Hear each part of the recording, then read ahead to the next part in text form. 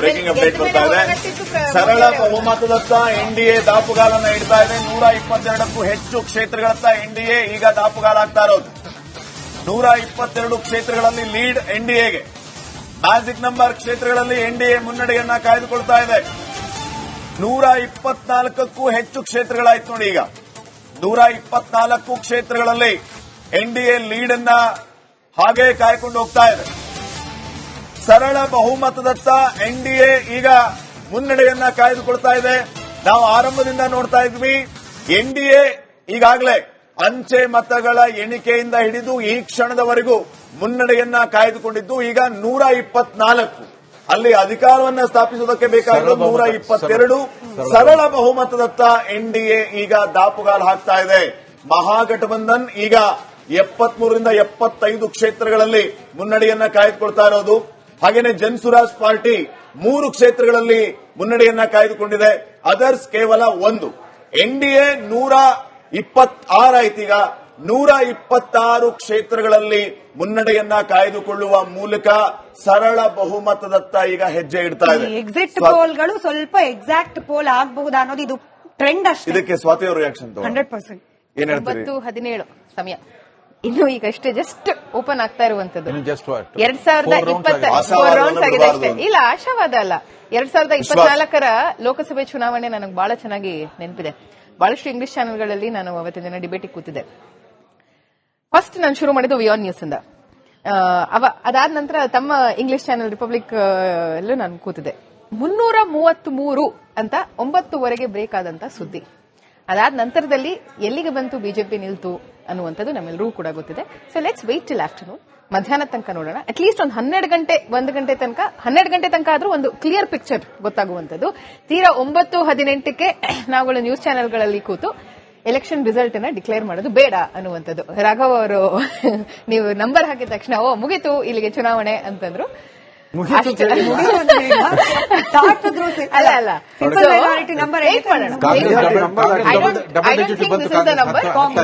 ನಾನು ಈಗಲೂ ಅದನ್ನೇ ಹೇಳ್ತಾ ಇದ್ದೀನಿ. ಎಕ್ಸಿಟ್ ಪೋಲ್ಗಳನ್ನ ನೋಡಿದ್ರೆ, ಕೊಟ್ಟಿರುವಂತಹ ರೇಂಜ್ ನೋಡಿದ್ರೆ 20, 30, 40 ಸೀಟ್ಗಳ ಡಿಫರೆನ್ಸ್ ಅನ್ನ ಕೊಟ್ಟಿರುವಂತದ್ದು. ಸೊ ಏನ್ ಬೇಕಾದ್ರೂ ಆಗಬಹುದು ಅನ್ನುವಂತ ಒಂದು ವಿಚಾರವನ್ನ ತೋರಿಸಿರುವಂತದ್ದು. ಬಹುಶಃ ಮಹಾಗಠಬಂಧನ್ 128 ನಾನು ಮೊದಲಿನಿಂದ ಹೇಳ್ತಿದ್ನಲ್ವಾ ನಾವೇ ಗೆಲ್ಲೋದು ಅಂತ ಅಂತಿದ್ರೆ ಇಲ್ಲ, ನಾನು 12 ಗಂಟೆ ತನಕ ಕಾಯೋಣ ಅಂತಿದ್ದೆ.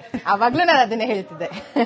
ನಾನು ಅಷ್ಟೊಂದು ಏನು ಹೋಪ್ ಇರುತ್ತೆ ನನಗೆ. ಆದ್ರೆ ತೀರಾ ನಾನು ಯಾವತ್ತೂ ಈ ವಿಚಾರದಲ್ಲಾಗ್ಲಿ ಆ ವಿಚಾರದಲ್ಲಾಗ್ಲಿ ನಾನು ಭ್ರಮೇಲ್ ಏನ್ ಫ್ಯಾಕ್ಟರ್ ಆಗುತ್ತೆ ಮಹಾಗಠಬಂಧನ್ ಅಧಿಕಾರಕ್ಕೆ ಬರೋದಕ್ಕೆ ಬಿಹಾರದಲ್ಲಿ? ಒಂದು ವಿಚಾರ ಬಹಳ ಸ್ಪಷ್ಟವಾಗಿ ನಾನು ಶುರುನಲ್ಲೇ ರಿಮಾರ್ಕ್ಸ್ ಹೇಳಬೇಕು ಅನ್ಕೊಂಡೆ, ಬಟ್ ಡಿಸ್ಕಷನ್ ಯಾವ್ಯಾವ್ದೋ ಕಡೆ ಹೋಯ್ತು. ಟೆಕ್ನಿಕಲಿ ನೋಡೋದಾದ್ರೆ ಪ್ರತಿ ಬಾರಿ ಚುನಾವಣೆ ನಡೆಯುವಂತದ್ದು ದಸರಾ ಇಂದ ದೀಪಾವಳಿಯ ಮಧ್ಯದಲ್ಲಿ ಚುನಾವಣೆ ಮುಗಿದು ಹೋಗುತ್ತೆ ಬಿಹಾರದಲ್ಲಿ. ಆದ್ರೆ ಈ ಬಾರಿ ಛಟ್ ಪೂಜಾ ಅಂತ ನಾವು ಕರಿತೀವಿ. ಬಿಹಾರ ಜನತೆಗೆ ಬಹಳ ದೊಡ್ಡದಾದಂತ ಮತ್ತು ವೈಭವೀಕರಿಸುವಂತಹ ಒಂದು ಹಬ್ಬ. ಅಲ್ಲಿ ತುಂಬಾ ವಿಜೃಂಭಣೆಯಿಂದ ಒಂದು ಹಬ್ಬವನ್ನ ಅಲ್ಲಿ ಮಾಡ್ತಾರೆ. ಅದೊಂದು ವಾರ್ಷಿಕ ಹಬ್ಬ. ಬೇರೆ ಬೇರೆ ಹಬ್ಬಗಳಿಗಿಂತ ನಾವು ಇಲ್ಲಿ ದಸರಾ ಎಷ್ಟು ವೈಭವದಿಂದ ಮಾಡ್ತೀವಿ ಅಥವಾ ಗಣೇಶ ಚತುರ್ಥಿ ಹೇಗೆ ವೈಭವದಿಂದ ಮಾಡ್ತೀವಿ, ಪ್ರತಿಯೊಂದು ಮನೆಯಲ್ಲೂ ಕೂಡ ಪ್ರತಿ ಹೆಣ್ಣುಮಗಳು ಕೂಡ ಮಾಡುವಂತಹ ಮತ್ತು ಅವರ ಗೌರವಯುತವಾಗಿ ಮಾಡುವಂತಹ ಒಂದು ಹಬ್ಬ. ಅಂಡ್ ಇಡೀ ನೀವು ವಲಸೆ ಹೋಗಿರುವಂತಹ ಜನರು ಯಾರೇ ಇರ್ಲಿ, ಎಲ್ಲಿಂದನೇ ಇರ್ಲಿ, ದೇಶದ ಯಾವುದೇ ಮೂಲೆಯಲ್ಲಿರಲಿ, ನಾವು ಅತಿ ಹೆಚ್ಚು ಮೈಗ್ರೆಂಟ್ಸ್ ನ ನೋಡುವಂತದ್ದು ಬಿಹಾರ ಮತ್ತು ಉತ್ತರ ಪ್ರದೇಶದಲ್ಲಿ. ಅವ್ರು ಎಲ್ಲರೂ ಕೂಡ ಈ ಬಾರಿ ವಾಪಸ್ ಬಂದಿದ್ದಾರೆ. ರಾಘವ್ ಅವರ ಕಾಲಮ್ಸ್ ನಾನು ಬಹಳ ತೀಕ್ಷ್ಣವಾಗಿ ಮತ್ತು ಸೂಕ್ಷ್ಮವಾಗಿ ಅಬ್ಸರ್ವ್ ಮಾಡ್ತಾ ಇದ್ದೆ. ಅವರ ಚುನಾವಣೆಯ ಒಂದು ಪ್ರಕ್ರಿಯೆಯನ್ನ ಅವ್ರು ಕವರ್ ಮಾಡ್ತಾ ಇದ್ದನ್ನ ಬಹುಶಃ I think he will agree with me ಅಂತ ಅನ್ಸುತ್ತೆ. ಯಾರ್ಯಾರು ವಾಪಸ್ ಬಂದಿದ್ದಾರೆ, ಆ 10% ವೋಟ್ ಶಿಫ್ಟ್ ಏನಾಗಿದೆ, ಎಷ್ಟು ಜನ ಈ ಬಾರಿ ಯುವಕರು ವೋಟ್ ಮಾಡಿದ್ದಾರೆ, ಎಲ್ಲರೂ ಕೂಡ ಬಹಳ ಸ್ಪಷ್ಟವಾಗಿ ಹೇಳಿರುವಂತದ್ದು ಈ ಬಾರಿ ಮಹಾಗಠಬಂಧನ್ನಿಗೆ ನಮ್ಮ ವೋಟು ಅನ್ನುವಂಥದ್ದು. ಯಾವ ಸ್ಟ್ರಾಟಜಿ ಇಟ್ಕೊಂಡು ಅಥವಾ ಯಾವ ಆಧಾರದ ಮೇಲೆ ಈ ಬಾರಿ ನವೆಂಬರ್ ತಿಂಗಳಿನಲ್ಲಿ ಅಥವಾ ಛಟ್ ಪೂಜಾ ನಂತರದಲ್ಲಿ ಚುನಾವಣೆ ಮಾಡಲಾಯಿತು ನನಗೆ ಗೊತ್ತಿಲ್ಲ. Because the trend has been broken. ಸಾಮಾನ್ಯವಾಗಿ ದೀಪಾವಳಿ ಮತ್ತು ದಸರಾ ಮಧ್ಯದಲ್ಲಿ ನಡೆಯುವಂಥದ್ದು ಅಥವಾ ದಸರಾ ಮತ್ತು ದೀಪಾವಳಿ ಮಧ್ಯದಲ್ಲಿ ನಡೆಯುವಂತಹ ಚುನಾವಣೆ ಛಟ್ ಪೂಜಾ ಆದ ನಂತರದಲ್ಲಿ ನಡೆದಿರುವಂಥದ್ದು. ಏನೇ ಲೆಕ್ಕಾಚಾರ ಹಾಕೊಂಡು ಈ ಬಾರಿ ಆ ಒಂದು ಸಂದರ್ಭದಲ್ಲಿ ಚುನಾವಣೆಯನ್ನ ನಡೆಸಿದ್ರೂ ಕೂಡ ಬಹಳ ಸ್ಪಷ್ಟವಾಗಿ ಇರುವಂತದ್ದು this has actually back fired BJP ಅಂತ ನಾನು ಹೇಳುವಂತದ್ದು. ಹೇಗೆ ಅವರೊಂದು ಲೆಕ್ಕಾಚಾರ ಹಾಕೊಂಡಿದ್ರು, ಓ ಆಯ್ತು ಯುವಕರು ಬರ್ತಾರೆ, ಮೈಗ್ರೆಂಟ್ಸ್ ಬರ್ತಾರೆ, ವಲಸೆ ಹೋಗಿರೋರು ವಾಪಸ್ ಬರ್ತಾರೆ, ಅವರು ಎಲ್ಲರೂ ಕೂಡ ಬಿಹಾರದಲ್ಲಿ ನಿತೀಶ್ ಕುಮಾರ್ಗೆ ವೋಟ್ ಮಾಡಬಹುದು ಅಥವಾ ಎನ್ಡಿಎಗೆ ವೋಟ್ ಮಾಡಬಹುದು ಅಥವಾ ಏನೊಂದು 10,000 ರೂಪಾಯಿ ಮಹಿಳೆಯರಿಗೆ ಕೊಟ್ಟಿರುವಂತದ್ದು ಅದರ ಆಧಾರದ ಮೇಲೆ ಮಾಡಬಹುದು ಅಂತ ಏನೇನು ಲೆಕ್ಕಾಚಾರಗಳನ್ನ ಹಾಕೊಂಡಿದ್ರು. ಬಿಹಾರದಲ್ಲಿ ಇಲ್ಲಿಂದ ವಾಪಸ್ ಹೋದಂತ ಬಹಳಷ್ಟು ಜನ ಮೈಗ್ರೆಂಟ್ಸ್ ಹತ್ರ ನಾನು ಕೂಡ ಮಾತಾಡಿದ್ದೀನಿ. ಅಲ್ಲಿ ಲೋಕಲ್ ಅಲ್ಲಿ 1-2 ಕ್ಷೇತ್ರಗಳಲ್ಲಿ ನಾನು ಕೂಡ ಓಡಾಡಿದ್ದೀನಿ, ಈ ಬಾರಿ ಕೆಲಸ ಮಾಡಿದ್ದೀನಿ. ಸ್ಪಷ್ಟವಾಗಿ ಕಾಣಿಸ್ತಾ ಇರುವಂತದ್ದು there is a very clear vote shift. That vote shift has been transferred to Maharashtra. ಸರಳ ಬಹುಮತದತ್ತ ಎನ್ಡಿಎ ದಾಪುಗಾಲನ್ನ ಇಡ್ತಾ ಇದೆ. 122ಕ್ಕೂ ಹೆಚ್ಚು ಕ್ಷೇತ್ರಗಳತ್ತ ಎನ್ಡಿಎ ಈಗ ದಾಪುಗಾಲಾಗ್ತಾ ಇರೋದು. 122 ಕ್ಷೇತ್ರಗಳಲ್ಲಿ ಲೀಡ್ ಎನ್ಡಿಎಗೆ. ಮ್ಯಾಜಿಕ್ ನಂಬರ್ ಕ್ಷೇತ್ರಗಳಲ್ಲಿ ಎನ್ಡಿಎ ಮುನ್ನಡೆಯನ್ನ ಕಾಯ್ದುಕೊಳ್ತಾ ಇದೆ. 124ಕ್ಕೂ ಹೆಚ್ಚು ಕ್ಷೇತ್ರಗಳಾಯ್ತು ನೋಡಿ. ಈಗ 124 ಕ್ಷೇತ್ರಗಳಲ್ಲಿ ಎನ್ಡಿಎ ಲೀಡ್ ಅನ್ನ ಹಾಗೆ ಕಾಯ್ಕೊಂಡು ಹೋಗ್ತಾ ಇದೆ. ಸರಳ ಬಹುಮತದತ್ತ ಎನ್ಡಿಎ ಈಗ ಮುನ್ನಡೆಯನ್ನ ಕಾಯ್ದುಕೊಳ್ತಾ ಇದೆ. ನಾವು ಆರಂಭದಿಂದ ನೋಡ್ತಾ ಇದ್ವಿ, ಎನ್ಡಿಎ ಈಗಾಗಲೇ ಅಂಚೆ ಮತಗಳ ಎಣಿಕೆಯಿಂದ ಹಿಡಿದು ಈ ಕ್ಷಣದವರೆಗೂ ಮುನ್ನಡೆಯನ್ನ ಕಾಯ್ದುಕೊಂಡಿದ್ದು. ಈಗ 124 ಅಲ್ಲಿ ಅಧಿಕಾರವನ್ನ ಸ್ಥಾಪಿಸುವುದಕ್ಕೆ ಬೇಕಾಗಿರೋದು 122. ಸರಳ ಬಹುಮತದತ್ತ ಎನ್ಡಿಎ ಈಗ ದಾಪುಗಾಲು ಹಾಕ್ತಾ ಇದೆ. ಮಹಾಗಠಬಂಧನ್ ಈಗ 73ರಿಂದ 75 ಕ್ಷೇತ್ರಗಳಲ್ಲಿ ಮುನ್ನಡೆಯನ್ನ ಕಾಯ್ದುಕೊಳ್ತಾ ಇರೋದು. ಹಾಗೇನೆ ಜನಸುರಾಜ್ ಪಾರ್ಟಿ 3 ಕ್ಷೇತ್ರಗಳಲ್ಲಿ ಮುನ್ನಡೆಯನ್ನ ಕಾಯ್ದುಕೊಂಡಿದೆ. ಅದರ್ಸ್ ಕೇವಲ 1. ಎನ್ಡಿಎ 126 ಆಯ್ತು. ಈಗ 126 ಕ್ಷೇತ್ರಗಳಲ್ಲಿ ಮುನ್ನಡೆಯನ್ನ ಕಾಯ್ದುಕೊಳ್ಳುವ ಮೂಲಕ ಸರಳ ಬಹುಮತದತ್ತ ಈಗ ಹೆಜ್ಜೆ ಇಡ್ತಾ ಇದೆ. ಎಕ್ಸಿಟ್ ಪೋಲ್ಗಳು ಸ್ವಲ್ಪ ಎಕ್ಸಾಕ್ಟ್ ಪೋಲ್ ಆಗಬಹುದಾ ಅನ್ನೋದು ಇದು ಟ್ರೆಂಡ್ ಅಷ್ಟೇ. ಇದಕ್ಕೆ ಸ್ವಾತಿ ಅವ್ರ ರಿಯಾಕ್ಷನ್ 100%. ಏನ್ ಹೇಳ್ತೀರಿ? 9:17 ಸಮಯ ಇನ್ನು ಈಗಷ್ಟೇ ಜಸ್ಟ್ ಓಪನ್ ಆಗ್ತಾ ಇರುವಂತದ್ದು. 2024 ರೌಂಡ್ಸ್ ಆಗಿದೆ ಅಷ್ಟೇ. ಇಲ್ಲ, ಆಶಾವಾದ ಅಲ್ಲ. 2024 ಲೋಕಸಭೆ ಚುನಾವಣೆ ನನಗೆ ಬಹಳ ಚೆನ್ನಾಗಿ ನೆನಪಿದೆ. ಬಹಳಷ್ಟು ಇಂಗ್ಲಿಷ್ ಚಾನೆಲ್ಗಳಲ್ಲಿ ನಾನು ಅವತ್ತಿನ ದಿನ ಡಿಬೇಟಿಗೆ ಕೂತಿದ್ದೆ. ಫಸ್ಟ್ ನಾನು ಶುರು ಮಾಡಿದ್ದು ವಿಆನ್ ನ್ಯೂಸ್ ಇಂದ. ಅದಾದ ನಂತರ ತಮ್ಮ ಇಂಗ್ಲಿಷ್ ಚಾನೆಲ್ ರಿಪಬ್ಲಿಕ್ ಅಲ್ಲೂ ನಾನು ಕೂತಿದ್ದೆ. 333 ಅಂತ 9ವರೆಗೆ ಬ್ರೇಕ್ ಆದಂತ ಸುದ್ದಿ. ಅದಾದ ನಂತರದಲ್ಲಿ ಎಲ್ಲಿಗೆ ಬಂತು ಬಿಜೆಪಿ ನಿಲ್ತು ಅನ್ನುವಂಥದ್ದು ನಮ್ಮೆಲ್ಲರೂ ಕೂಡ ಗೊತ್ತಿದೆ. So let's wait till afternoon, ಮಧ್ಯಾಹ್ನ ತನಕ ನೋಡೋಣ. ಅಟ್ಲೀಸ್ಟ್ ಒಂದು 1 ಗಂಟೆ ತನಕ ಆದ್ರೂ ಒಂದು ಕ್ಲಿಯರ್ ಪಿಕ್ಚರ್ ಗೊತ್ತಾಗುವಂಥದ್ದು. ತೀರಾ 9:18ಕ್ಕೆ ನಾವುಗಳು ನ್ಯೂಸ್ ಚಾನೆಲ್ಗಳಲ್ಲಿ ಕೂತು ಎಲೆಕ್ಷನ್ ರಿಸಲ್ಟ್ ಅನ್ನ ಡಿಕ್ಲೇರ್ ಮಾಡೋದು ಬೇಡ ಅನ್ನುವಂಥದ್ದು. ರಾಘವ್ ಅವರು ನೀವು ನಂಬರ್ ಹಾಕಿದ ತಕ್ಷಣ ಓ ಮುಗೀತು ಇಲ್ಲಿಗೆ ಚುನಾವಣೆ ಅಂತಂದ್ರು.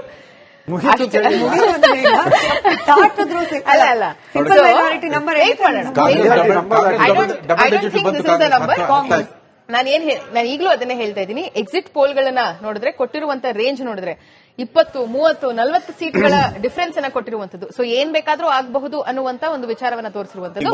ಮಹಾಗಠಬಂಧನ್ 128ರಲ್ಲಿದ್ರೆ ನಾನು ಮೊದಲಿನಿಂದ ಹೇಳ್ತಿದ್ನಲ್ವಾ ನಾವೇ ಗೆಲ್ಲೋದು ಅಂತ ಅಂತಿದ್ರೆ ಇಲ್ಲ, ನಾನು 12 ಗಂಟೆ ತನಕ ಕಾಯೋಣ ಅಂತಿದ್ದೆ.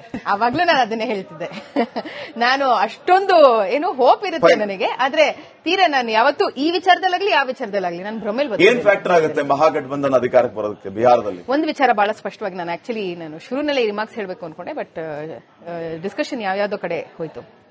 ಟೆಕ್ನಿಕಲಿ ನೋಡೋದಾದ್ರೆ ಪ್ರತಿ ಬಾರಿ ಚುನಾವಣೆ ನಡೆಯುವಂತದ್ದು ದಸರಾ ಇಂದ ದೀಪಾವಳಿಯ ಮಧ್ಯದಲ್ಲಿ ಚುನಾವಣೆ ಮುಗಿದು ಹೋಗುತ್ತೆ ಬಿಹಾರದಲ್ಲಿ. ಆದ್ರೆ ಈ ಬಾರಿ ಛಟ್ ಪೂಜಾ ಅಂತ ನಾವು ಕರಿತೀವಿ. ಬಿಹಾರ ಜನತೆಗೆ ಬಹಳ ದೊಡ್ಡದಾದಂತ ಮತ್ತು ವೈಭವೀಕರಿಸುವಂತಹ ಒಂದು ಹಬ್ಬ. ಅಲ್ಲಿ ತುಂಬಾ ವಿಜೃಂಭಣೆಯಿಂದ ಒಂದು ಹಬ್ಬವನ್ನ ಅಲ್ಲಿ ಮಾಡ್ತಾರೆ. ಅದೊಂದು ವಾರ್ಷಿಕ ಹಬ್ಬ. ಬೇರೆ ಬೇರೆ ಹಬ್ಬಗಳಿಗಿಂತ ನಾವು ಇಲ್ಲಿ ದಸರಾ ಎಷ್ಟು ವೈಭವದಿಂದ ಮಾಡ್ತೀವಿ ಅಥವಾ ಗಣೇಶ ಚತುರ್ಥಿ ಹೇಗೆ ವೈಭವದಿಂದ ಮಾಡ್ತೀವಿ, ಪ್ರತಿಯೊಂದು ಮನೆಯಲ್ಲೂ ಕೂಡ ಪ್ರತಿ ಹೆಣ್ಣುಮಗಳು ಕೂಡ ಮಾಡುವಂತಹ ಮತ್ತು ಅವರ ಗೌರವಯುತವಾಗಿ ಮಾಡುವಂತಹ ಒಂದು ಹಬ್ಬ. ಅಂಡ್ ಇಡೀ ನೀವು ವಲಸೆ ಹೋಗಿರುವಂತಹ ಜನರು ಯಾರೇ ಇರ್ಲಿ, ಎಲ್ಲಿಂದನೇ ಇರ್ಲಿ, ದೇಶದ ಯಾವುದೇ ಮೂಲೆಯಲ್ಲಿರಲಿ, ನಾವು ಅತಿ ಹೆಚ್ಚು ಮೈಗ್ರೆಂಟ್ಸ್ ನ ನೋಡುವಂತದ್ದು ಬಿಹಾರ ಮತ್ತು ಉತ್ತರ ಪ್ರದೇಶದಲ್ಲಿ. ಅವ್ರು ಎಲ್ಲರೂ ಕೂಡ ಈ ಬಾರಿ ವಾಪಸ್ ಬಂದಿದ್ದಾರೆ. ರಾಘವ್ ಅವರ ಕಾಲಮ್ಸ್ ನಾನು ಬಹಳ ತೀಕ್ಷ್ಣವಾಗಿ ಮತ್ತು ಸೂಕ್ಷ್ಮವಾಗಿ ಅಬ್ಸರ್ವ್ ಮಾಡ್ತಾ ಇದ್ದೆ. ಅವರ ಚುನಾವಣೆಯ ಒಂದು ಪ್ರಕ್ರಿಯೆಯನ್ನ ಅವ್ರು ಕವರ್ ಮಾಡ್ತಾ ಇದ್ದನ್ನ ಬಹುಶಃ I think he will agree with me ಅಂತ ಅನ್ಸುತ್ತೆ. ಯಾರ್ಯಾರು ವಾಪಸ್ ಬಂದಿದ್ದಾರೆ, ಆ 10% ವೋಟ್ ಶಿಫ್ಟ್ ಏನಾಗಿದೆ, ಎಷ್ಟು ಜನ ಈ ಬಾರಿ ಯುವಕರು ವೋಟ್ ಮಾಡಿದ್ದಾರೆ, ಎಲ್ಲರೂ ಕೂಡ ಬಹಳ ಸ್ಪಷ್ಟವಾಗಿ ಹೇಳಿರುವಂತದ್ದು ಈ ಬಾರಿ ಮಹಾಗಠಬಂಧನ್ನಿಗೆ ನಮ್ಮ ವೋಟು ಅನ್ನುವಂಥದ್ದು.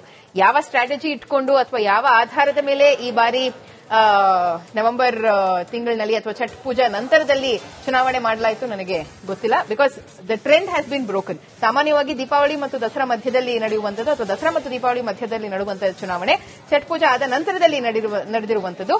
ಏನೇ ಲೆಕ್ಕಾಚಾರ ಹಾಕೊಂಡು ಈ ಬಾರಿ ಆ ಒಂದು ಸಂದರ್ಭದಲ್ಲಿ ಚುನಾವಣೆಯನ್ನ ನಡೆಸಿದ್ರೂ ಕೂಡ ಬಹಳ ಸ್ಪಷ್ಟವಾಗಿ ಇರುವಂತದ್ದು, this has actually back fired BJP ಅಂತ ನಾನು ಹೇಳುವಂತದ್ದು. ಹೇಗೆ ಅವರೊಂದು ಲೆಕ್ಕಾಚಾರ ಹಾಕೊಂಡಿದ್ರು, ಆಯ್ತು ಯುವಕರು ಬರ್ತಾರೆ, ಮೈಗ್ರೆಂಟ್ಸ್ ಬರ್ತಾರೆ, ವಲಸೆ ಹೋಗಿರೋರು ವಾಪಸ್ ಬರ್ತಾರೆ, ಅವರು ಎಲ್ಲರೂ ಕೂಡ ಬಿಹಾರದಲ್ಲಿ ನಿತೀಶ್ ಕುಮಾರಿಗೆ ವೋಟ್ ಮಾಡಬಹುದು ಅಥವಾ ಎನ್ಡಿಎಗೆ ವೋಟ್ ಮಾಡಬಹುದು ಅಥವಾ ಏನೊಂದು ಈ 10,000 ರೂಪಾಯಿ ಮಹಿಳೆಯರಿಗೆ ಕೊಟ್ಟಿರುವಂತದ್ದು ಅದರ ಆಧಾರದ ಮೇಲೆ ಮಾಡಬಹುದು ಅಂತ ಏನೇನು ಲೆಕ್ಕಾಚಾರಗಳನ್ನ ಹಾಕೊಂಡಿದ್ರು. ಬಿಹಾರದಲ್ಲಿ ಇಲ್ಲಿಂದ ವಾಪಸ್ ಹೋದಂತ ಬಹಳಷ್ಟು ಜನ ಮೈಗ್ರೆಂಟ್ಸ್ ಹತ್ರ ನಾನು ಕೂಡ ಮಾತಾಡಿದ್ದೀನಿ. ಅಲ್ಲಿ ಲೋಕಲ್ ಅಲ್ಲಿ 1-2 ಕ್ಷೇತ್ರಗಳಲ್ಲಿ ನಾನು ಕೂಡ ಓಡಾಡಿದ್ದೀನಿ, ಈ ಬಾರಿ ಕೆಲಸ ಮಾಡಿದ್ದೀನಿ. ಸ್ಪಷ್ಟವಾಗಿ ಕಾಣಿಸ್ತಾ ಇರುವಂತದ್ದು, there is a very clear vote shift. That vote shift has been